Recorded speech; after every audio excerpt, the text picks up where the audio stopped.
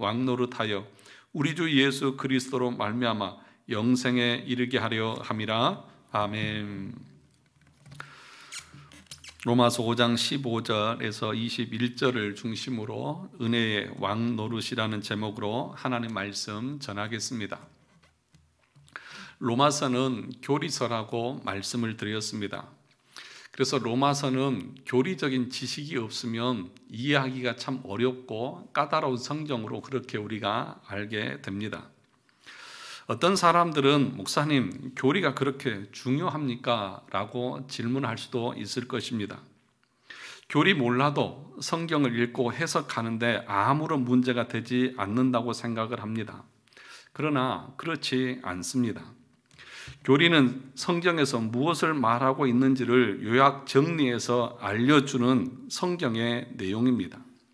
그러니까 신앙 고백서의 내용을 말하고 알고 있는 것은 우리가 그렇게 고백하고 그렇게 믿고 그렇게 살아가겠다고 말하는 것입니다.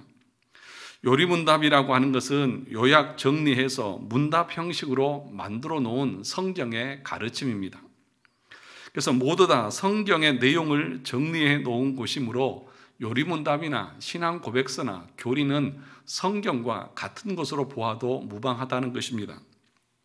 건물로 말하면 골조와 같습니다. 골조가 세워지면 이 집의 구조가 어떻게 되는지를 우리는 알 수 있습니다.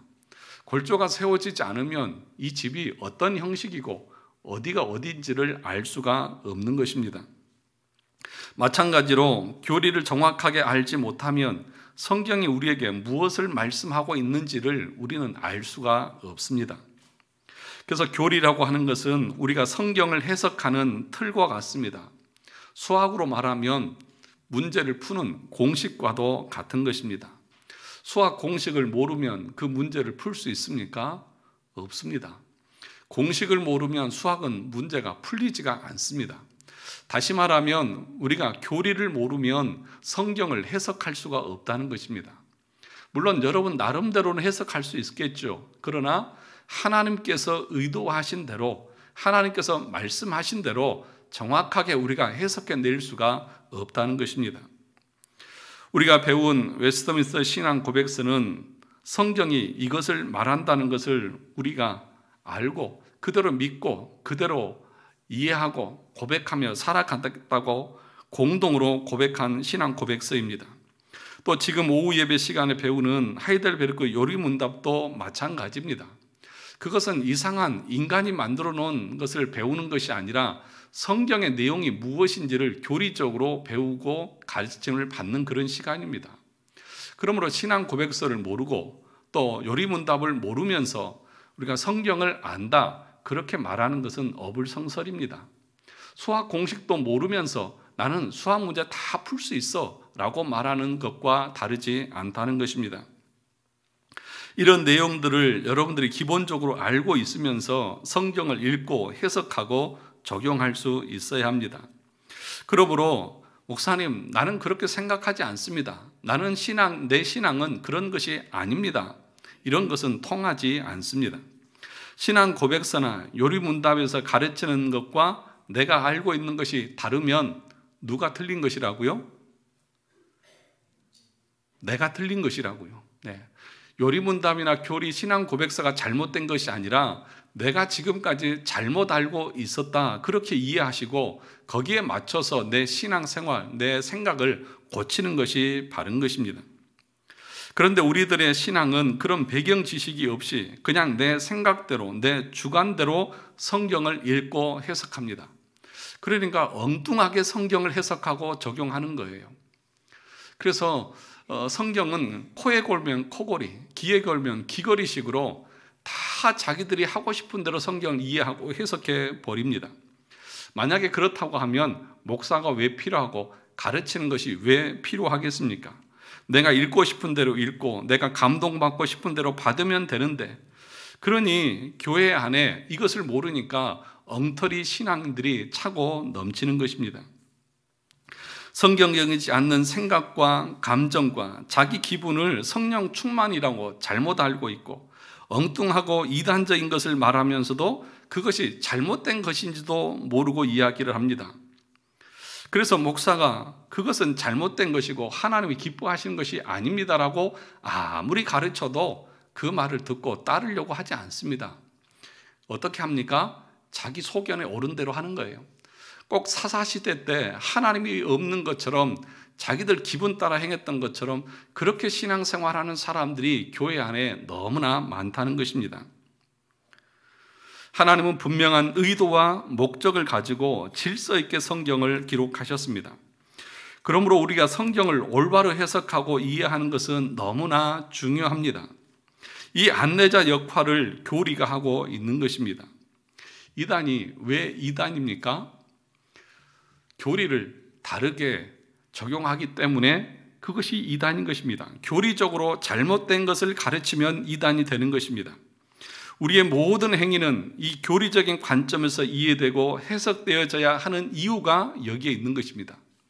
그러니까 교리를 배우지 않으니까, 무엇이 성경에서 말하는 가르침인지 모르니까 신천지가 들어와서 가르쳐도, 또 신천지에 꼬임이 넘어가서 신천지에서 교리 공부를 하는데도 그것이 잘못된 것인지도 모르고, 야, 진짜 이게 참된 진리구나 라고 하면서 교회 장로도 목사도 권사도 다 거기 넘어가 가지고 그것이 참이라고 믿고 살아가고 있는 거예요.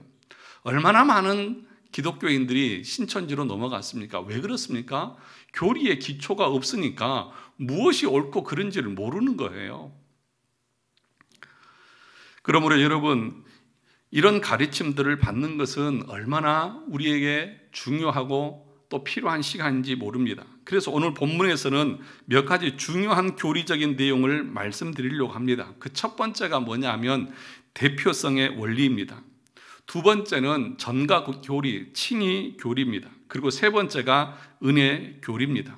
오늘 본문에 보면 이 세 가지의 교리적인 내용들이 다 담겨져 있습니다. 대표성의 원리라고 하는 것은 하나님께서 이 땅을 다스릴 때에 대표자를 통해서 다스리기로 하셨다는 것입니다. 그래서 아담은 우리 인류의 무엇입니까? 대표였습니다. 그래서 아담의 범죄로 말미암아 모든 인류가 죄 아래 놓이게 되었고, 죄로 말미암아 모든 인류에게 사망이 찾아왔습니다. 내가 지은 죄가 아닙니다. 내가 태어나기 전에 아담이 지은 죄입니다. 그런데 아담의 죄로 말미암아 모든 인류가 지옥으로 떨어지게 되었습니다. 왜 그렇습니까? 대표성의 원리 때문에 그렇습니다. 이것이 우리가 모두 태어나면서 가지게 되는 원죄인 것입니다. 원죄라고 하는 것은 그냥 우리가 태어날 때부터 죄인으로 태어났다, 이런 의미만 있는 것이 아니라 그 원죄 속에는 그 원죄가 우리에게 얼마나 큰 비참함과 진노를 가져오게 되어졌는지에 대한 얘기를 하고 있는 것입니다. 원죄라고 하는 것은 그 죄가 얼마나 비참한지에 대해서 말합니다. 원죄 아래 태어난 인간은 모두가 어디로 가게 되어졌습니까? 지옥의 형벌을 당하게 되어 있다는 것입니다. 사망 아래 있게 되었습니다. 이 사망은 육적인 사망뿐만 아니라 영적인 사망을, 영원한 사망을 말하는 것입니다. 우리가 원죄 가운데 태어났다는 것을 13절에서는 이렇게 증명을 하고 있습니다. 우리 13절을 가서 보겠습니다. 죄가 율법 있기 전에도 세상에 있었으나 율법이 없었을 때에는 죄를 죄로 여기지 아니하였느니라. 여러분, 죄가 율법이 있기 전에도 세상에 있었다, 율법이 없었을 때는 죄로 여기지 않았다. 무슨 말이냐 하면, 율법은 누구 때 주어졌습니까? 모세 때, 모세를 통해서 시내산에서 하나님께서 율법을 주셨습니다. 그러면 그 율법이 없었을 때는 그 전, 그러니까 아담부터 시작해서 모세까지, 그때에는 법이 없었습니다. 그럼 법이 없으면 죄를 죄라고 말할 수가 없죠. 그렇지 않습니까? 법이 있어야 그 법에 의해서 이것은 죄다 아니다고 판결할 수 있는데, 법이 없었으니까 죄가 없습니다. 그런데 사망은 어떻게 오느냐 하면 죄의 싹시 사망입니다. 그러므로 법이 없었으면 죄가 없고, 죄가 없으면 사망이 없어야 됩니다. 논리적으로 그렇지 않습니까? 그런데 지금 뭐라고 말하냐 하면, 죄가 그 율법이 없었을 때에도 죄가 있었고, 그 죄가 있었다는 증거가 뭐냐? 사람들이 다 죽었다는 것이죠. 죄의 삭스로 죽었다는 것이죠. 그러므로 율법이 주어지기 전에도 사람들에게는 죄가 있었다. 그러므로 사람들이 다 죽었지 않느냐? 그러므로 그 죄는 뭐냐? 원죄가 모든 사람들에게 다 있었다. 그렇게 지금 바울은 여기서 논리적으로 말하는 것입니다. 14절을 보시죠. 그러나 아담으로부터 모세까지 아담의 범죄와 같은 죄를 짓지 아니한 자들까지도 무엇이 왕노릇했습니까? 사망이 왕노릇하였나니, 그렇게 말합니다. 그러니까 율법이 주어지기 전에도 사망이 왕노릇했다. 그게 무슨 말이에요? 그때에도 모든 사람들은 그 원죄로 말미암아 사망에 이르렀다, 죽음이 있었다, 그 얘기를 하고 있는 것입니다. 죽음은 죄의 싹시입니다. 죄가 있기 때문에 죽음이 찾아온 것입니다. 사람들에게 그러므로 죽음이 찾아왔다고 하는 것은 죄를 죄로 여기지 않았던 때도 죄가 있었다고 하는 것을 증명하는 것과 같다는 것입니다. 그 죄가 무엇입니까? 아담이 우리 인류의 대표로 지은 원죄를 말하는 것입니다. 그래서 다윗도 시편 51편 5절에서 이렇게 말했습니다.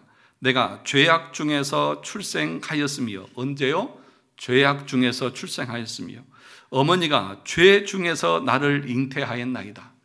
그러니까 모든 인류는 죄인이다, 이렇게 지금 얘기를 하고 있는 것입니다. 내가 아무 죄도 짓지 않았어요. 그렇죠. 그런데 태어나니까 죄인이에요, 그냥.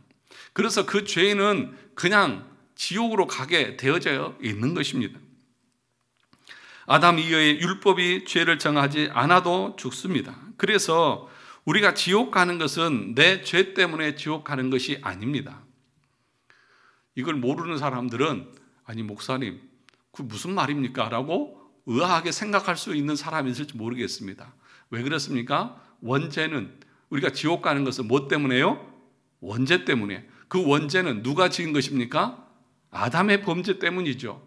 그러므로 내가 지옥 가는 것은 내 죄 때문에 가는 게 아니에요. 반대로 내가 의롭게 되어지고 구원받는 것도 내 안에서 내 의나 공로를 통해서는 절대로 의롭게 되어질 수 없습니다. 왜요? 다른 것을 통해서 죄가 들어왔기 때문에 외부의 다른 능력을 통해서만이 우리의 죄가 해결될 수 있다는 것입니다. 이것이 대표성의 원리입니다. 그래서 또 다른 대표를 우리에게 소개하고 있습니다. 14절 마지막 하반부에 보면 아담은 오실 자의 무엇이니라? 모형이니라. 아담은 오실 자의 모형이다, 예표다, 그렇게 얘기합니다. 그러니까 아담 외에 또 다른 대표가 우리에게 있다는 것을 얘기하고 있는 거죠. 그분이 누구이십니까? 예수 그리스도이십니다. 아담은 오실 자, 이 오실 자가 바로 예수 그리스도시죠. 예수 그리스도가 또 다른 인류의 대표로 우리 가운데 주어졌다는 것입니다. 로마서 5장 15절도 보시면 이렇게 말합니다.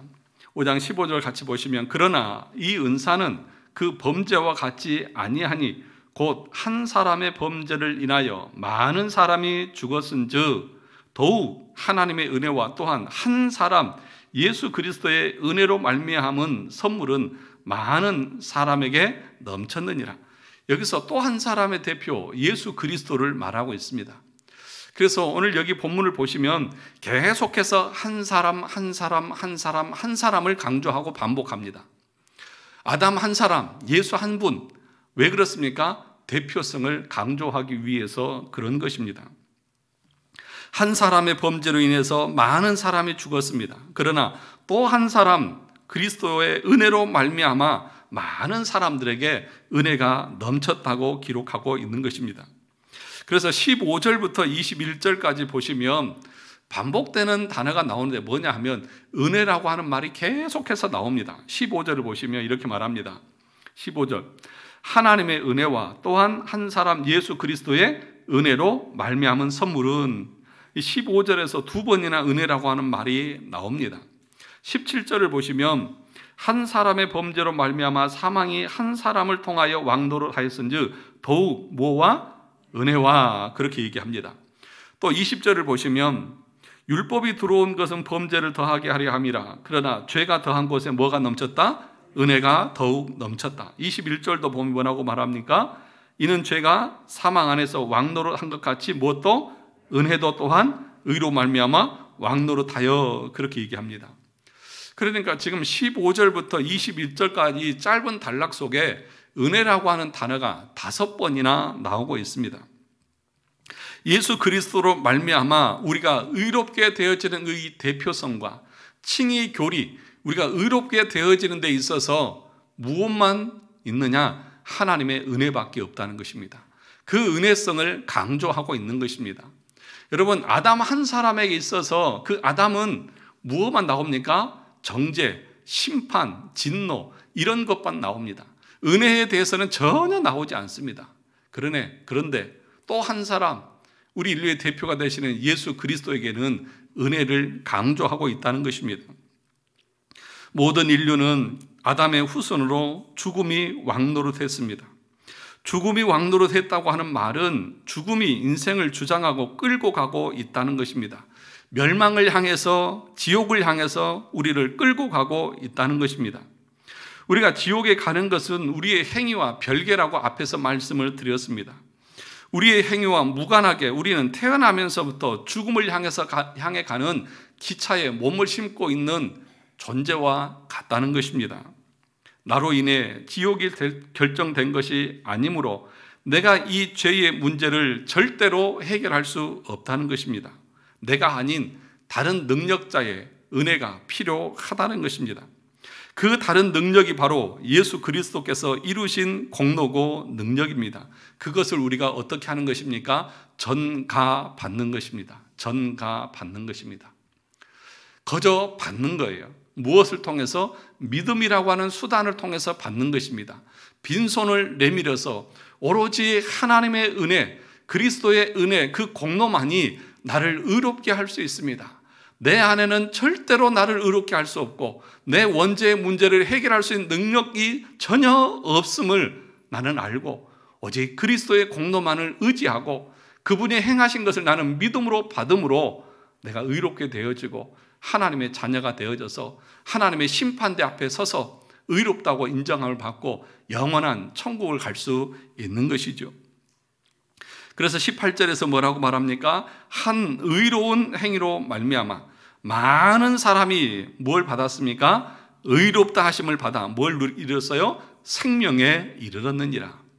그러니까 우리가 생명에 이르고 구원에 이르는 길은 다른 길이 없습니다.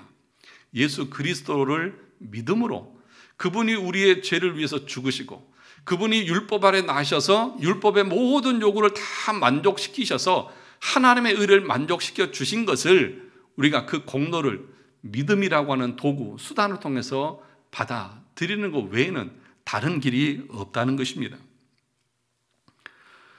그런데 이 믿음도 하나님께서 주시는 선물이기 때문에 오직 하나님의 은혜라고 말할 수밖에 없고 내 믿음 자체도 그래서 누구도 자랑할 수 없다 그렇게 말하는 것이죠.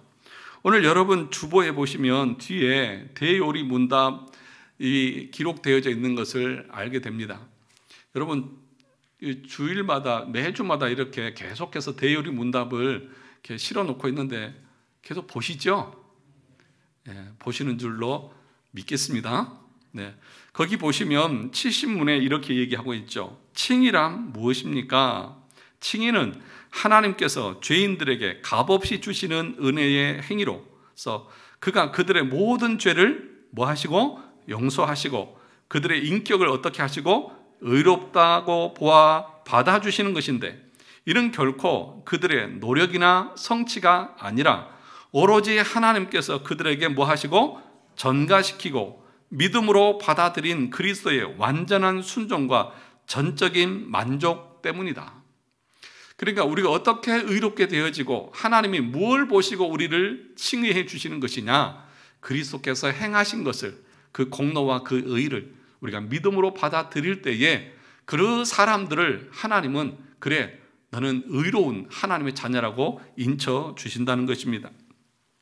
그러면 71문에 칭의가 어떻게 하나님의 값없는 은혜의 행위인가 그랬죠.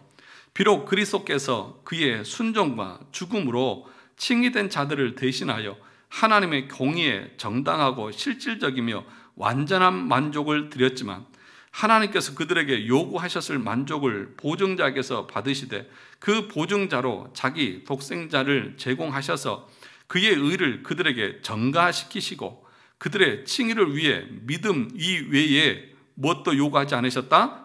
아무것도 요구하지 않으셨는데 그 믿음도 또한 뭐라고요? 그의 선물이므로 그들의 칭의는 그들에게 주신 뭐다고요? 값없는 은혜다.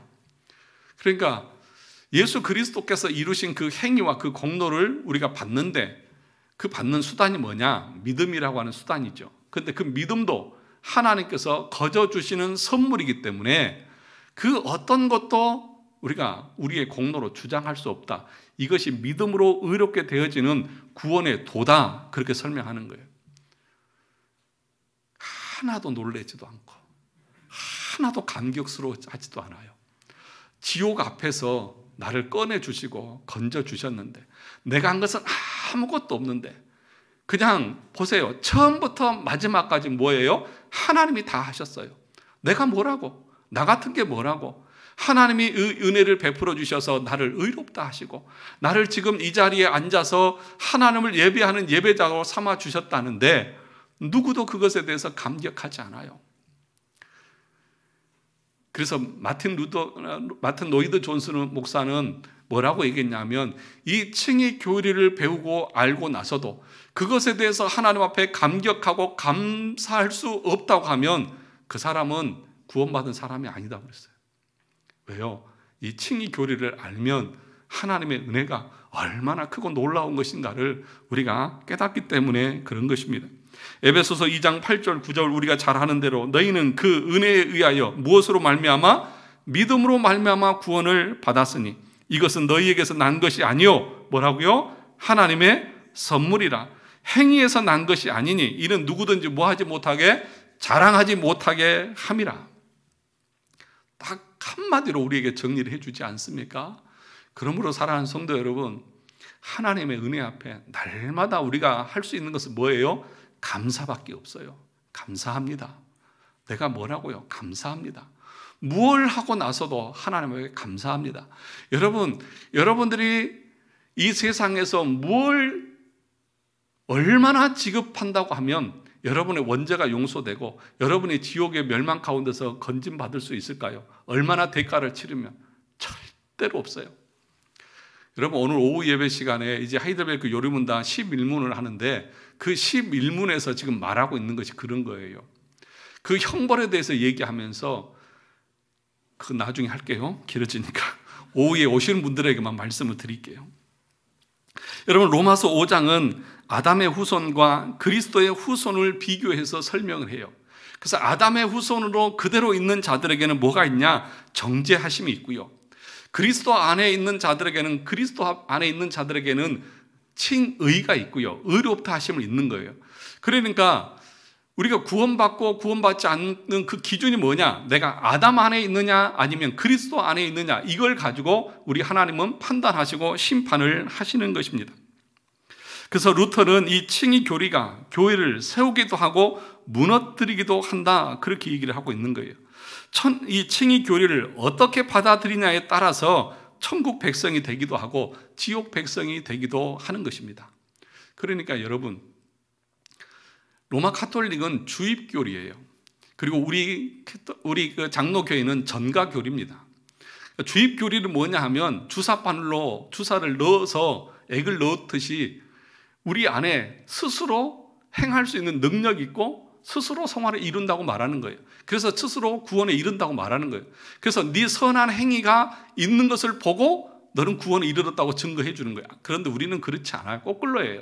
우리는 하나님이 우리의 어떤 의 때문에 칭의를 시켜주는 것이 아니라 그냥 은혜로 칭의를 시켜주신 거예요. 의롭다고 받아주신 거예요. 그러면 그 의롭게 된 사람들은 뭐가 나타나는 거예요?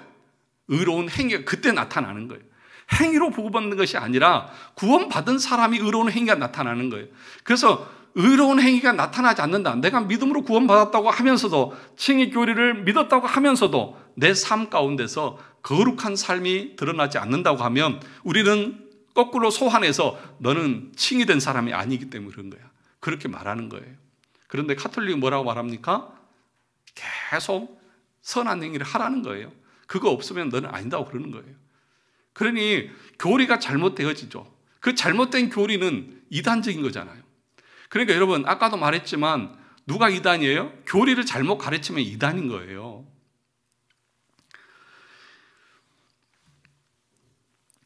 이 은혜 교리를 체계화한 사람이 누구냐 하면 여러분이 잘 아는 어거스틴입니다. 아우구스티누스라고 하는 이 어거스틴이 이 은혜 교리를 체계화했습니다. 은혜로 말미암아 우리는 구원을 받는다는 것입니다. 그런데 반면에 이 은혜 교리가 아니라 행위 구원을 강조하는 사람들이 누구냐? 펠라기안이죠. 펠라기우스. 그래서 이 펠라기우스는 이단으로 정죄받았는데 어떤 사람들이냐 하면 행위가 옳지 않으면 너희의 행위로 구원을 받는다. 그래서 너희가 행하지 않으면 구원받을 수 없다. 그런 식으로 가르치고, 어거스틴은 아니야. 우리의 행위나 우리의 공로로 구원받는 것이 아니라 오직 은혜로 구원받아 라고 말하고 죽었죠.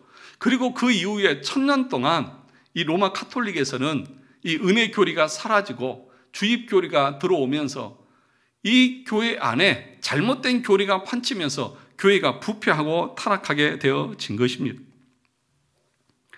그런데 여러분, 우리들의 생활 속에서는요, 은혜 교리보다는 이 펠라기안적인 그런 교리가 우리에게 익숙합니다. 은혜 교리를 가르치는 곳은 어디냐? 오직 교회밖에 은혜 교리를 가르치지 않습니다.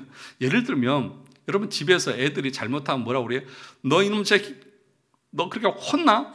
너 다음부터 이렇게 한 번만 하면 너 혼난다. 그러면 애가 뭐라고 그래요? 잘못했습니다. 다음부터는 안 그러겠습니다. 이것이 펠라기안입니다. 그러니까 우리의 삶에는 그것이 아주 익숙해요. 그런데 은혜 교리는 뭐라고 말합니까? 아니야. 너는 네 행동을 절대로 바꿀 수 없어.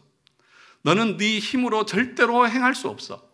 너는 행할 수도 없고 행할 능력도 없어. 오직 하나님의 은혜가 너를 변화시키고 너를 바꾸는 거야. 그게 교회에서만 가르치는 논리고요. 여러분, 집에서는요, 계속해서 야단치고 혼내죠. 여러분, 집에서 애들 야단치고 혼내서 애들 바뀌던가요? 안 바뀌어요. 아무리 악을 쓰고 욕을 하고 때리고 해도 애들은요, 그때만 잘못했어요. 그리고 똑같이 해요. 그러니까 이 은혜 교리를 알고 있으면 목사가 목회를 할 때에 여러분들을 막 야단치고 혼내고 막 경쟁 심리를 부추기고 어떤 행할 수 있는 동기 유발을 시키고 하면서 여러분들의 신앙생활을 이끌고 가지 않아요. 제가 여러분들에게 그 전도하라고 얘기하면서도 여러분들을 경쟁시키지 않고 막 상품을 걸지 않고 1등에게는 이번에는 막 TV를 드리겠습니다, 뭘 드리겠습니다 하면서 여러분들을 동기유발을 시키지 않는 이유가 뭔지 아세요? 그게 알미니안적이고 그것이 이단적인 가르침이기 때문에 그런 거예요. 그러면 어떤 것이 은혜냐? 여러분들이 말씀을 통해서, 교리를 통해서 깨닫고, 아, 하나님이 나에게 어떤 은혜를 주셨고 어떤 복을 주셨는지를 알면 아까 말씀드린 것처럼 그 삶 가운데서 복음을 전하게 되어지는 거예요. 스스로 이 감격스럽고 이 좋은 것을 모르는 사람들을 긍휼히 여기고 불쌍히 여기는 마음이 생겨서 전하지 않고는 견딜 수 없는 거예요. 그것이 하나님께서 우리에게 요구하시는 거예요. 그래서 여러분들에게 특별히 강조를 안 하는 이유가 거기에 있는 거예요. 제가 전도하는 것이 중요하지 않아서 그런 게 아니에요. 그런데 이렇게 말을 하지 않으면 여러분들 어때요? 그냥 가만히 있어요. 네, 누군가 하겠지. 아니에요. 정말 여러분들의 마음 가운데 정말 구원의 은총이 여러분들에게 임하고 그 감격이 여러분들에게 있다고 하면 여러분, 우리는 견딜 수 없는 거죠. 어떤 사람들은 이런 얘기를 합니다. 저는 좀 뭐라고 그럴까요? 모태신앙이다 보니까 예배 드리는 것도 그렇고 기도하는 것도 그렇고 그냥 맹숭한 것 같아요. 태어나면서부터 그러니까. 그런데 여러분, 그것은요, 내가 은혜 받지 못해서 그런 거예요. 정말 하나님의 은혜가 나에게 임하면은요, 내 모든 습관을 깨버리고요, 엎드러뜨리고 나를 뒤집어 놓아요. 그렇게 신앙생활 하는 것이 구원의 참된 길인 것이죠. 아무것도 없이 그냥 맹숭하는 것이 당연한 것처럼 여기서는 절대로 안 된다는 것입니다. 오늘날 많은 교회에서 가르치는 것은 알미니안적인 그런 것들을 많이 가르쳐요. 그래서 교회가 분쟁이 일어나고 교회가 문제가 있다고 말하는 대부분의 이야기는 뭔지 아십니까? 예를 들면 목사가 타락했다, 무슨 재정 비리가 일어났다, 성추행이 일어났다, 막 그런 것을 가지고 세상 사람들은 교회가 부패하고 타락했으니까 교회를 정화해야 된다. 그래서 윤리적으로 도덕적으로 깨끗해야 된다. 그런 생각을 가지고 교회를 개혁하려고 합니다. 그런데 여러분, 그런 개혁은 어떤 개혁이냐면 세상적인 개혁입니다. 세상적인 개혁이에요. 그러면 교회 개혁은 무엇입니까? 교회 개혁은 교리 개혁이에요. 말씀 개혁이에요. 잘못된 교리를 개혁시켜서 성도들이 거듭나게 하고 중생하게 하고 회심케 하는 그 역사가 있지 않으면 교회는 절대로 개혁되지 않는다는 것입니다. 여러분, 지금 세상에서 하고 있는 그 정화운동, 개혁운동, 이것이 언제 있었냐 하면 마틴 루터와 에라스무스가 둘이 논쟁했던 얘기예요. 뭐냐 하면 에라스무스는 로마 카톨릭이 부패하고 타락했지 않습니까? 중세 때? 그러니까 이 사람들이 뭐라고 말했냐면 교회를 개혁해야 된다. 부패하고 타락한 사람들을 끌어내리고 그리고 윤리적으로 깨끗하게 만들어야 된다. 그렇게 주장을 했어요. 그런데 루터는 뭐라고 말했냐? 아니야. 그렇게 해서 교회가 개혁되는 것이 아니야. 제도를 바꾸고 사람을 바꾼다고 해서 똑같은 사람이 그 자리에 올라가면 똑같은 죄를 짓지 달라지는 것이 없다. 그러면 무엇이 개혁되어야 되느냐? 행위 구원이 아니라 은혜 구원, 그 교리가 바로 서야만 교리가 개혁될 수 있다고 말하는 거예요. 중세 1000년 동안 이 은혜 교리가 사라지니까 교회가 부패하고 타락하고 그렇게 된 것이죠. 그러니까 여러분, 예를 들어서 목사의 도덕성, 그런 거 좋죠. 당연히 있어야죠. 부패와 타락이 있으면 안 되죠. 그러면 그런 것이 있으면 좋은 교회입니까? 그런 일이 없으면 좋은 교회입니까? 우리가 교리에서 배웠듯이 참된 교회가, 참된 그 교회의 표지가 뭐예요? 말씀의 올바른 선포, 성례의 바른 집행, 권증의 바른 시행. 이게 참된 교회의 표지지 않습니까?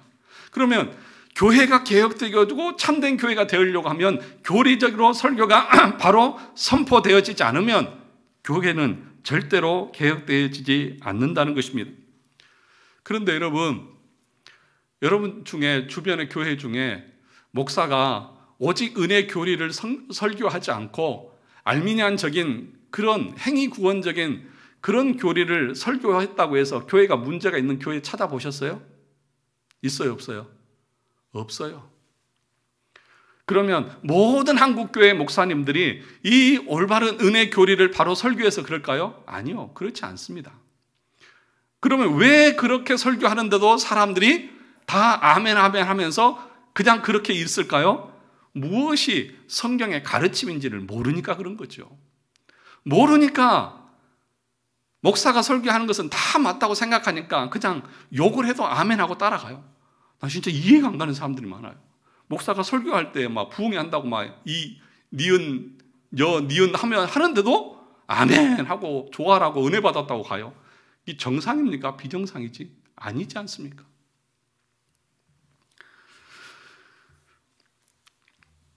우리나라에서는요, 내가 메시아고 내가 예수다 그 말만 아니면 이단이 안 돼요.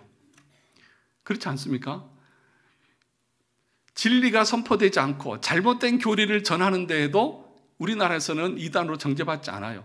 그런데 중세 1000년이나 기독교 역사에서 보면 이런 알미니안적인 펠라기우스적인 이런 모든 가르침들이 다 이단으로 정죄받고 그래서 이런 교리가 세워졌는데 그런 것을 아무리 전해도 모르니까 다 그렇게 넘어가는 것입니다.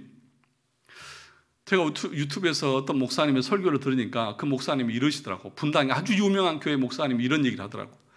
여러분들이 목사가 타락했다고 말할 때 뭘 가지고 타락했다고 하는지 아느냐고. 만약에 예를 들어서 목사가 벤츠를 타면 여러분들이 목사가 타락했다고 하면서 이중에 앉아있는 사람은 3분의 1은 교회를 떠날 것이라고 그러더라고. 그게 교회를 떠날 일입니까? 목사가 벤츠를 타면은 그게 타락한 것입니까? 그런 것을 기준으로 가지고 그 사람이 참되고 거짓된 것을 판가름하나요? 그것은 세상의 기준인 거죠. 세상의 방식인 거고. 그러면 교회는 뭐가 되어야 됩니까? 바른 교리를 선포하고 있느냐 아니냐를 봐야죠. 이 자리에서 하나님의 말씀이 바로 선포되지 않으면 여러분 이 자리에 있으면 안 되는 거예요.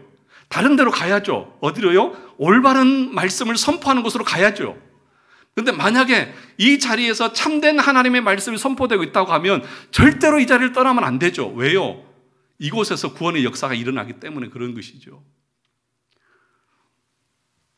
그러니까 얼마나 교회의 많은 목사들도 교회를 개혁한다고 하는 것 자체가 세상적인 도덕과 윤리의 잣대를 가지고 교회를 평가하는지 몰라요.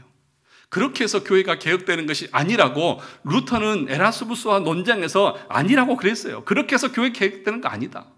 뭐냐? 은혜의 교리가 바로 선포되어져야만 그 은혜 교리를 통해서 그들이 회복되고 회심하고 거듭나는 역사가 일어날 때에 교회가 교회될 수 있고 성도가 참된 구원에 이를 수 있다고 분명하게 말한 것입니다. 그러면 그 은혜가 임하기 위해서 무엇이 주어져야 되느냐? 여러분 20절이 참으로 중요한 말씀인데 오늘 설교에 어떻게 보면 중심이 되는 구절이기도 합니다. 우리 같이 한번 읽어볼까요? 시작. 율법이 들어온 것은 범죄를 더하게 하려 함이라. 그러나 죄가 더한 곳에 은혜가 더욱 넘쳤나니. 여러분 잘 보세요. 순서를 보세요. 은혜 앞에 뭐가 있어요? 죄 있고 그 앞에 율법이 있잖아요. 이 순서를 잘 아셔야 된다고요. 그러니까 은혜 교리가 뭐냐? 여러분 처음에 뭘 들어야 됩니까? 율법을 들으셔야 돼요. 그 율법은 무엇이냐? 여러분이 죄인이라고 하는 것을 정죄하는 기능을 하는 거예요. 그래서 율법의 3용도 배웠어요? 안 배웠어요? 배웠잖아요. 첫 번째가 뭐예요? 정죄의 기능이에요. 두 번째가 뭐예요? 죄를 억제하는 기능이에요. 세 번째가 뭐예요? 우리의 행위의 도덕법으로 주거예요. 그러니까 여러분들이 계속해서 율법의 말씀을 통해서 내가 얼마나 비참한 죄인인지를 알아야 하는 거예요. 그래서 하리델베르크 요리문다 산문에서 당신의 죄와 비참함을 어디서 할 수 있습니까? 라고 말했을 때에 그 답이 뭐였어요? 다 까먹으셨죠? 오후 예배에 나오신 분들은 그래도 아셔야죠. 우리의 죄의 비참함을 어디에서 알아요? 율법에서요. 하이델베르크 요리문답 산문에서 분명하게 말했잖아요. 우리의 죄와 비참함을 어디서 할 수 있습니까? 율법을 통해서 알 수 있습니다. 하나님의 율법에서 나의 죄와 비참함을 압니다. 그러니까 율법을 듣지 못하면, 율법적인 설교를 듣지 못하면 여러분들이 죄인이라는 것을 알아요, 몰라요? 몰라요. 그럼 모르면 그리스도의 은혜를 구할까요? 안 구할까요? 못 구하죠. 못 구하면 어떻게 될까요? 구원에 이를 수 없다는 거예요. 그래서 내가 죄인인 것을 정말 그 원죄로 말미암아 내가 얼마나 비참한 상태에 있는지를 알아야 그리스도의 은혜밖에 내가 의지할 것이 없다고 하는 이 은혜 교리를 붙잡을 수밖에 없는 거예요. 그런데 여러분들에게 행위적으로 열심히 노력해서 여러분들의 구원을 이루십시오. 열심히 해야 여러분들이 은혜를 누립니다. 이렇게 가르치니까 율법에서 정죄하지 않으니까 자기가 죄인인 걸 몰라요. 그래서 교회 안에 의로운 사람들이 득실득실해요. 그래서 목소리 큰 사람도 많고 뭐 세상에서 한 자리 하고 있으면 교회에 와서도 그런 권세를 누리려고 하고 어떤 사람은 그러잖아요. 그런 얘기를 하더라고. 담임 목사를 청빙하는데 한 사람이 장로 한 사람이 자기가 원하는 사람 세우려고 하더래요. 그래서 사람들이 반대하니까 그 장로가 뭐라고 그러냐면 내가 이 교회의 헌금을 몇 프로를 담당하는데 그러면 여러분들이 그거 담당할 수 있습니까? 그러면서 자기 주장을 펴더래요. 얼마나 부패하고 타락한 인간입니까? 은혜 교리를 모르면 율법을 통해서 정죄받지 않으면 사람들이 자기 행위와 자기의 어떤 의를 가지고 자기 주장을 하면서 멸망을 향해서 가는 거예요. 사랑하는 성도 여러분, 여러분들이 어떻게 해서 구원을 받는지 몰랐다고 해서 하나님 앞에 섰을 때에 하나님, 저는 그렇게 해서 구원받는지를 저는 몰랐습니다. 그렇게 얘기하면 하나님이 그래? 몰랐어? 아이씨, 아쉽네. 그러면서 그래, 너는 몰랐으니까 용서해 줄게. 그러는 하나님일까요? 판사 앞에 섰을 때에 판사님, 저는 이게 죄인지 몰랐습니다. 아 그래? 몰라서 지었으니까 너 용서. 그러는 판사 있습니까? 네가 몰라서도 너는 죄야. 그러니까 여러분, 구원도 마찬가지인 거예요. 내가 몰랐으니까 하나님이 용서해 주실 것도 아니에요. 그래서 마태복음 15장 14절에서는 이렇게 말했습니다. 그냥 두어라. 저희는 소경이 되어 소경을 인도하는 자로다. 만일 소경이 소경을 인도하면 둘 다 구덩이에 빠지리라 하신대. 그렇죠. 소경이 소경을 인도하면 어떻게 돼요? 인도하는 사람이나 거기 따라간 사람이나 다 같이 어떻게 되는 거예요? 다 같이 빠지는 거예요. 다 같이 망하는 거예요. 그러니까 여러분들이 바른 진리를 선포하지 않는 교회를 다니면, 그런 소리를 듣고 신앙생활을 한다고 하면 그 사람과 함께 다 같이 망하는 거예요. 그러니까 여러분들이 교회를 선택하고 정할 때에 뭘 가지고 정해야 됩니까? 교회 건물이 얼마나 화려하고 잘 돼 있느냐, 시스템이 얼마나 잘 돼 있느냐, 사람들이 어떻게 많이 모이느냐, 그게 아니라 내가 얼마나 집과 내 교회 거리가 가깝냐 뭐냐, 그게 아니라 그곳에 가면 참되신 하나님의 말씀이 선포되느냐 안 되느냐, 그 기준을 가지고 하나님의 교회를 선정을 해야 되는 거예요. 왜요? 여러분의 구원의 문제가 달려있는 거기 때문에. 그러면 율법이 뭐냐? 율법이 주어진 것은 뭐냐 하면 그 율법의 본성을 율법이 우리에게 가르쳐 주는 거예요.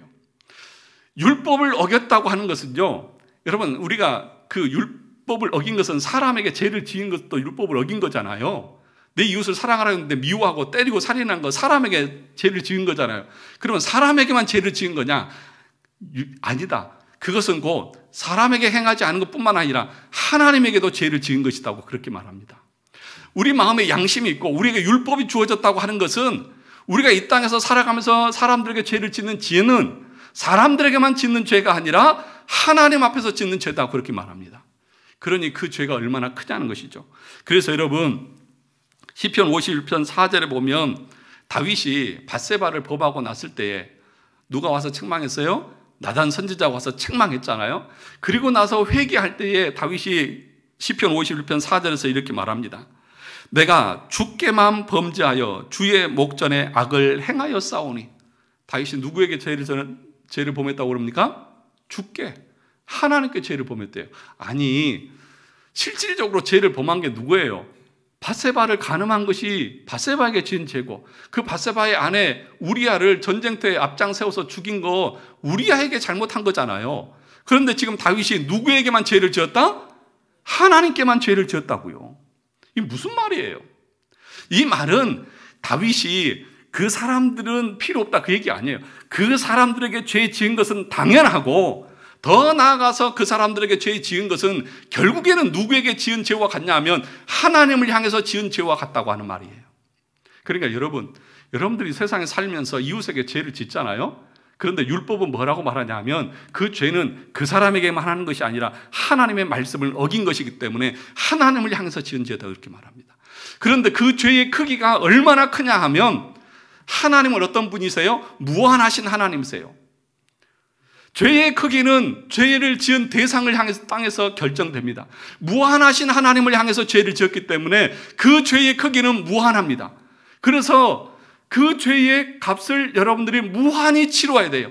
그래서 지옥에서 무한히 살아도 그 죄의 값은 다 치를 수 없어서 그 죄인들은 지옥에서 영원히 고통당하는 거예요. 오늘 오후에 할 얘기를 여기서 또 하고 있습니다. 이걸 모르니까 사람들이 어떻게 생활하는 거예요? 들키지만 않으면 죄가 아니지. 그러면서 죄를 어떻게 지어요? 담대하게 짓는 거예요. 그런데 이 죄가 하나님을 향해서 짓는 죄고 하나님이 보고 있다고 생각하면 우리가 함부로 죄를 지을 수 있을까요? 그 죄로 말미암아서 우리가 지옥으로 끌려갈 수 있다고 하는 그 생각과 그 교리적인 가르침이 있다고 하면 우리가 그 죄를 쉽게 지을 수 있겠느냐 하는 것입니다. 그래서 여러분, 율법이 주어진 것 자체가 은혜입니다. 왜요? 율법이 우리의 죄를 지적하고 죄를 폭로하기 때문에 그 죄가 다 들추어져서 내가 죄인인 것을 알고, 그래서 하나님의 은혜를 구할 수 있기 때문에 율법이 은혜인 거예요. 그래서 오늘 뭐라고 말했습니까? 20절에서 율법이 들어온 것은 범죄를 뭐하게 하려고? 더하게 하려고 들추어내는 거예요. 다 들추어내는 거예요. 그리고 나서 뭐 한 것입니까? 그러나 죄가 더한 곳에 뭐가 넘쳤다고요? 은혜가 더욱 넘쳤다. 자기가 죄인인 것을 알고 나니까 하나님의 은혜가 너무나 큰 거예요. 너무나 큰 거예요. 그 죄로 말미암아 멸망받을 수 없는 것을 아니까 그것에서 건져주신 은혜가 너무나 크고 놀라운 것이라는 것입니다. 그러니까 무슨 얘기냐 하면 여기 그 20절 다시 한번 보시면 더한다, 더했다라고 하는 말은 무슨 말이냐면 숫자적으로 더해졌다는 거예요. 하나, 둘, 셋 숫자적으로 더해졌다는 거예요. 그런데 여기 더욱 넘쳤다고 하는 말은 무슨 말이냐면 쓰나미처럼 몰려왔다는 거예요. 감당할 수 없을 정도로 몰려왔다는 거예요. 그러니까 무슨 얘기냐면 우리 안에 죄가 있지 않습니까? 죄가 있어요. 그런데 하나님의 은혜가 그 죄를 덮어버려서 그 죄가 보이지 않을 정도로 쓰나미처럼 밀려와 버렸다는 거예요. 그러니까 여러분, 거듭난 하나님의 백성, 중생한 하나님의 백성들은 뭘 경험해야 되냐 하면 내가 죄인인데 그 죄를 그리스도께서 십자가의 은혜로 쓰나미처럼 나를 덮어서 하나님의 은혜의 자녀가 되게 했다고 하는 그 경험들을 우리가 할 수 있어야 되는 거예요. 사랑하는 성도 여러분, 하나님의 은혜가 태평양 바다처럼 넓고 내 죄는 돌멩이 하나 던진 것처럼 그렇게 된 거예요. 그러니까 그 하나님의 은혜가 내 죄를 어떻게 하는 거예요? 다 덮어버리고 다 가려버리는 거예요. 그래서 이제 우리는 어떤 사람들입니까? 죄가 왕노릇하는 사람들이 아니라 무엇이 왕노릇하는 사람들이다? 은혜가 왕노릇하는 사람들이에요. 은혜가 우리를 끌고 가는 거예요.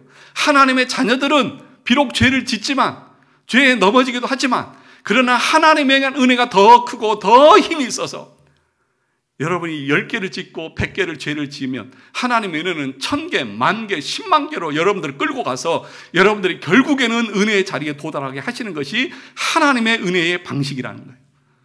저와 여러분들을 이렇게 사랑하시고 이렇게 이끌어 가십니다. 누구에게만 이런 은혜가 주어지는 거예요?